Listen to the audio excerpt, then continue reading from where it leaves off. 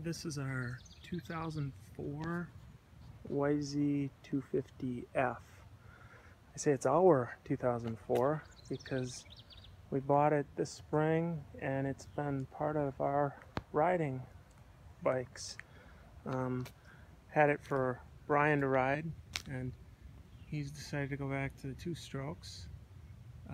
We bought it locally from, we think, the second owner. He thought he was the second owner.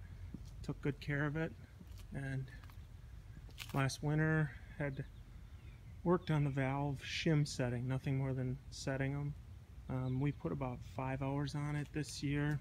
It's had no problems. It's been flawless. It just doesn't have a rider here. It has the blue Excel rims, which look pretty cool, so that's neat. Forks work great, and the seals do not leak at this point. Engine runs great. Still has good solid compression. Doesn't leak fuel. Idles good.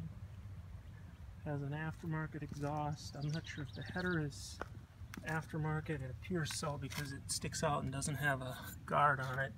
And I think it's part of this SS with the bow tie, the Dr. D setup. Really strong bike, and if you need parts off of it, contact us at recycled.saved at yahoo.com.